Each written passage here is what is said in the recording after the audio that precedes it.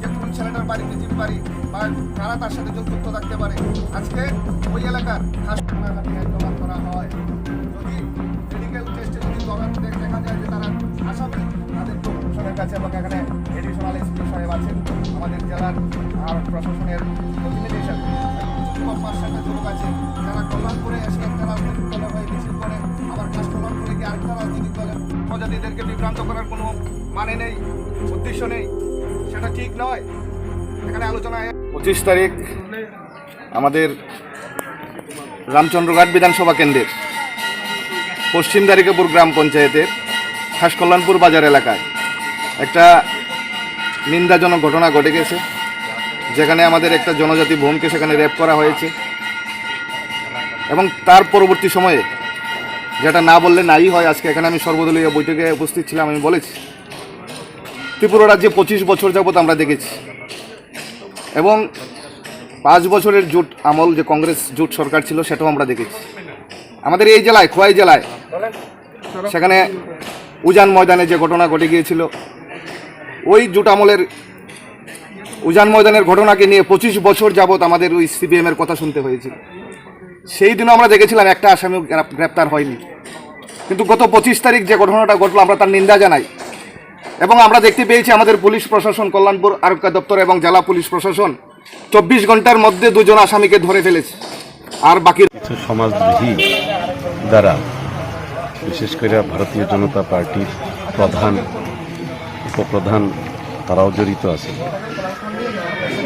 25 তারিখ রাত্রে যে ঘটনাটা ঘটছে, এটা আমরা কংগ্রেস দলের থেকে তীব্র নিন্দা জানাই এবং আমরা অবিলম্বে আসামিদের গ্রেপ্তার এবং এলাকার শান্তি শৃঙ্খলা বজায় রাখানোর দিকে আজকে যে অল পার্টি মিটিং ডাকছে প্রশাসনের তরফ থেকে, আমরা এখানে উপস্থিত ছিলাম, আমাদের জেলা কংগ্রেস সভাপতিও উপস্থিত হয়েছে।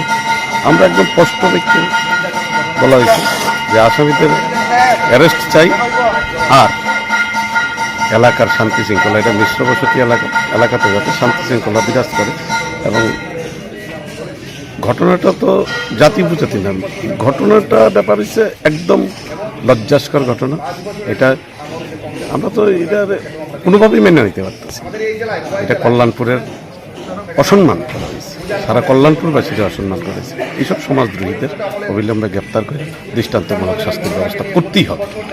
দপ্তরের আহ্বানে একটা পিস মিটিং হয়েছে, সর্বদলীয় পিস মিটিং। বার্তা একটাই ছিল, যাতে এখানে শান্তি শৃঙ্খলা বজায় রাখে। পুলিশ নিজের ইনভেস্টিগেশন চলছে, 2 জনকে এপ্রিহেন্ড করা হয়েছে, আর 2 জন হয়ে যাবে ইতিমধ্যে।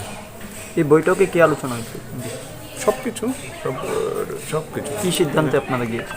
সবাই ডিসিপ্লিন বজায় রাখবে, ওরা ওয়ান স্টপ সলিউশন দেবে, সবাইকে ফোন করলে ওরা রেসপন্ড করবে।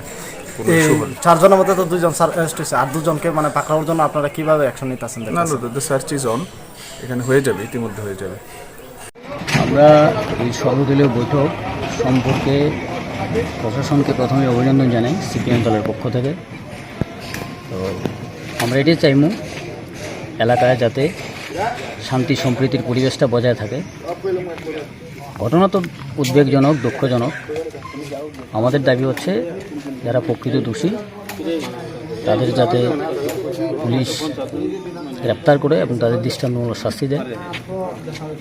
এবং এই ঘটনার পরিপ্রেক্ষিতে কোনো অনভিপ্রেত ঘটনা যাতে এলাকায় না ঘটে, তার জন্যে আমরা এলাকার সর্বস্তরের জনগণ এবং প্রশাসনকে সেখানে উদ্যোগ গ্রহণ করার জন্য আহ্বান রাখছি। এটাই হচ্ছে আমাদের পার্টির পক্ষ থেকে আমাদের যে চিন্তা ভাবনা।